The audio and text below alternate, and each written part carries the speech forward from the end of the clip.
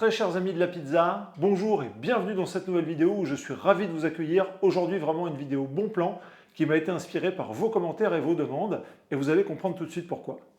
J'ai ici, juste devant moi, une pâte en préparation, une pâte 100% Bigga qui va être à haute hydratation, 70% d'hydratation et qu'il est très difficile de faire sans matériel ni connaissance. Pour les connaissances, vous avez le choix, soit vous achetez le livre approprié dont le lien se trouve dans la description, soit vous pouvez par exemple regarder cette vidéo et y arriver.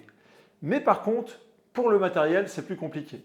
Ici devant vous, vous avez un pétrin de marque Famag, le Grilletta IM5 10V, que j'ai déjà testé. Je vous mets le petit test par là ou par là. Et ce pétrin, c'est vraiment le top du top pour les particuliers, pour faire de la pâte à pizza, de la pâte à pain. Il y a juste un petit problème, c'est que c'est du matériel qui coûte cher, on est sur un petit peu plus de 700 €, et tout le monde ne peut pas se le permettre, tout le monde n'a pas les moyens, et du coup ça peut créer certaines frustrations pour réaliser certaines recettes. Mais cette vidéo est là pour vous aider, et je vais vous montrer comment avec un tout petit peu de budget, on peut y arriver. Et ce que je vais vous proposer comme alternative au Famag, c'est ceci, un batteur de marque Imetec, un batteur dont c'est pareil, je vous mets le lien dans la description si vous voulez le trouver, qui coûte la modique somme de, allez, on va dire en moyenne, 35 €. Donc le deal c'est quoi? C'est d'arriver à réaliser une pâte qui est compliquée, et pour ça, le faire avec un matériel qui coûte 35 €, qui est accessible, on va dire, au plus grand nombre, plutôt qu'avec un matériel qui coûte 700 € et qui est peut-être un petit peu trop cher ou trop démesuré pour la plupart des utilisations. Si ça vous intéresse, eh bien écoutez, c'est parti. On va d'abord commencer par faire la Bigga, et ensuite je vais vous montrer comment pétrir avec le batteur Imetec, et vous allez voir qu'on va avoir des super résultats. J'espère que cette vidéo va vous plaire, qu'elle va vous être utile. N'oubliez pas, un petit pouce bleu, on s'abonne à la chaîne pour la soutenir, et on commence tout de suite la recette. C'est parti! Pour réaliser la Bigga, je vais utiliser 305 g d'une farine double zéro, une farine forte de préférence, 137 g d'eau à température ambiante et 3 g de levure fraîche de boulanger. Je prends la levure que je jette dans l'eau, on mélange la levure.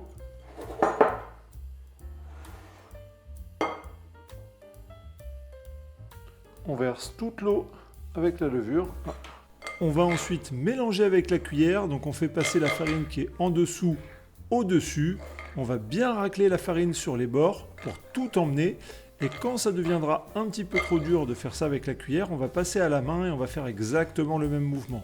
On va prendre la main, on va la mettre dans la farine, on va ramener la farine qui est en dessous au-dessus. Cette opération va durer au total 2 à 3 minutes et on sait qu'on a terminé quand on a amassé le maximum de farine et qu'on a ces espèces de filaments que vous voyez à l'écran. Pour terminer, on secoue bien le bol pour faire tomber le reste de farine tout au fond, c'est très important. On va recouvrir avec un film plastique de manière à ce que ce soit bien hermétique.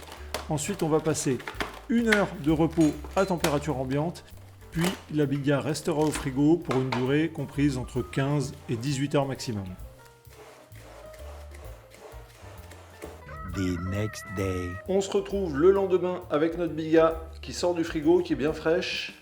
Pour le rafraîchi, on va aussi utiliser 76 g d'eau qui sort aussi du frigo. Donc 76 g d'eau bien fraîche et 10 g de sel. Si on utilise tous les ingrédients comme ça froids, c'est parce que le petit batteur va réchauffer la pâte et donc on met toutes les chances de notre côté. Ce petit batteur il est bien, mais il a juste un défaut, c'est que le fil est vraiment tout petit. Donc il va falloir faire un petit peu de bricolage pour être à l'aise avec, mais on va se débrouiller. Hop. Une belle Bigga.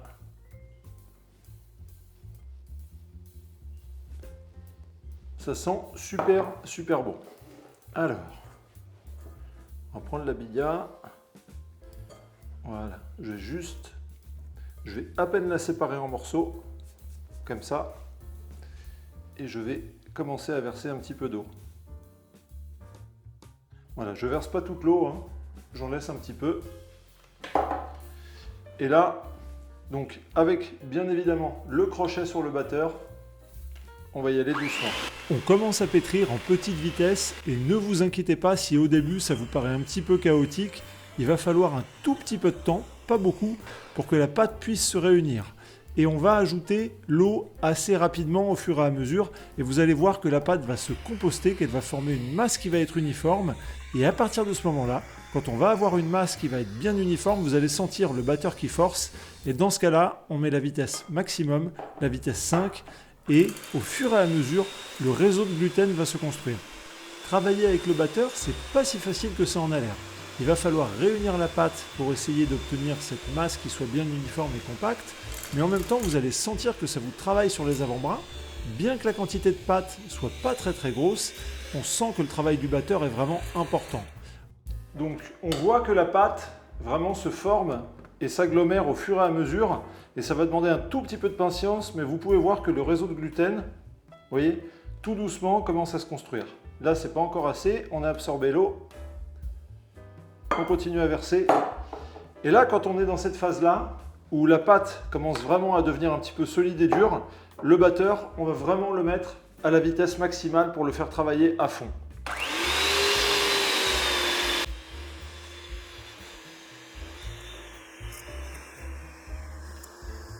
Regardez, on commence vraiment à avoir une pâte qui commence à avoir un aspect lisse. On n'a pas encore le réseau de gluten qui est parfaitement construit, mais ça commence à se lisser. Au niveau de l'eau, il ne nous reste pas grand-chose.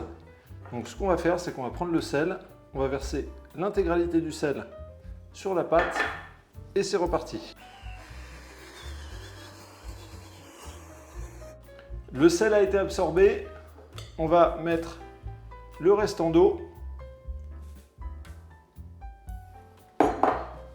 et on envoie de nouveau.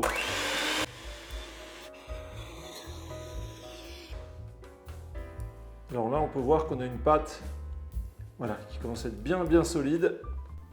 Une fois la dernière eau versée, vous allez constater que la pâte, exactement comme ce qui se passe à l'écran devant vos yeux, prend cet aspect où il y a la texture qui est lisse. On voit vraiment là, à l'écran, que la texture de la pâte est de plus en plus lisse. C'est ce résultat que l'on veut obtenir sans aller trop loin pour ne pas non plus trop forcer sur le réseau de gluten. Donc là, j'ai une pâte qui est quasiment prête. Donc ce que je vais faire, c'est que je vais faire glisser la pâte le long des crochets pour ne pas casser le réseau de gluten. Je vais la couvrir et je vais la laisser reposer comme ça pendant 10 minutes. 10 minutes later. De retour après 10 minutes de repos. Et voici notre belle pâte. Alors, si je la prends et que je tire dessus, voilà, on voit qu'on a un réseau de gluten quand même qui est bien. Et là, on n'est pas très loin de la vérité. Je vais prendre de l'huile d'olive, un petit peu d'huile d'olive sur les mains. On prend la pâte sur le plan de travail. Et là, on va faire les derniers plis, les derniers rabats. Donc je prends, je tape, j'envoie par-dessus.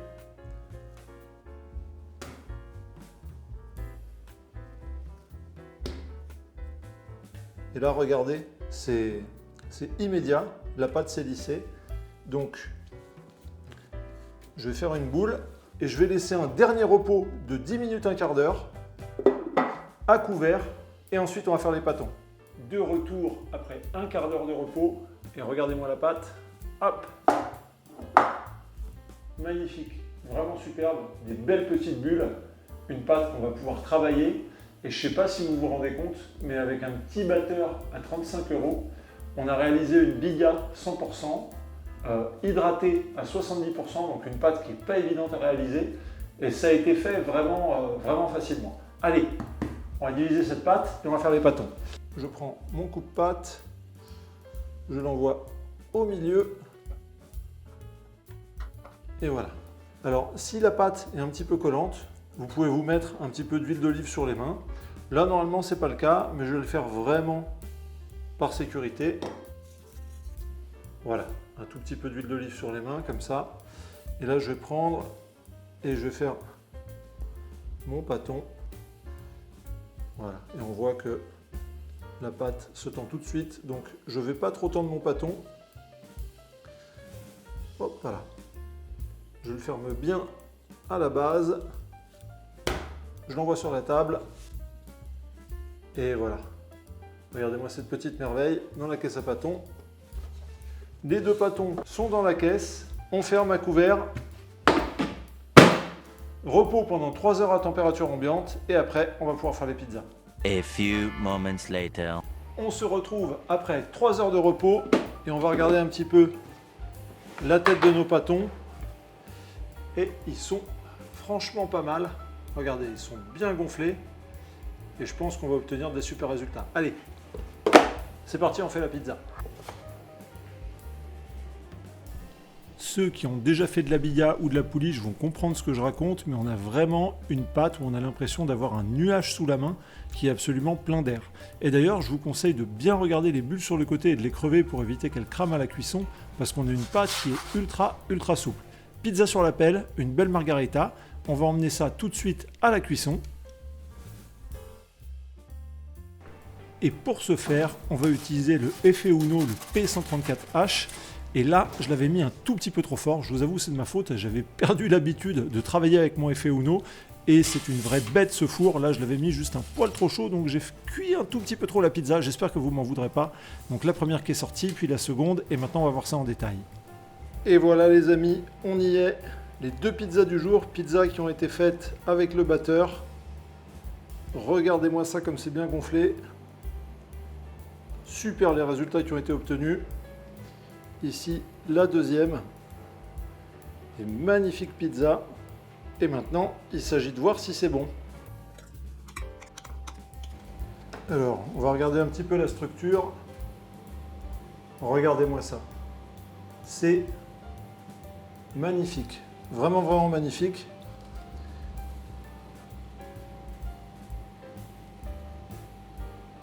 Très belle panification. Regardez. Superbe. Bon, maintenant c'est beau, mais est-ce que c'est bon? Il va falloir se sacrifier. Bon, vient le moment le plus difficile, où on va voir si cette pâte qui est faite avec le batteur est bonne. Et il faut bien se sacrifier. Allez, on va goûter.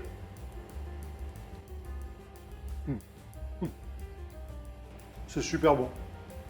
C'est vraiment un délice. J'espère que vous allez le reproduire chez vous, que vous allez le faire parce que vous allez vous régaler. Je vous montre un petit truc sympa qui peut-être va vous servir et que vous allez faire. Quand vous avez une pizza comme ça, avec des très gros bords, ce que vous pouvez faire, c'est mettre un petit coup de ciseau à l'intérieur comme vous avez vu à l'écran. Déjà, on peut admirer le réseau de gluten à l'intérieur, magnifique, très beau. Et ensuite, vous allez rouler votre pizza un petit peu à la manière d'un tacos et vous allez la replier à l'intérieur du bord et vous allez obtenir un espèce de roulé de pizza comme ça. Après, il n'y a plus qu'à déguster.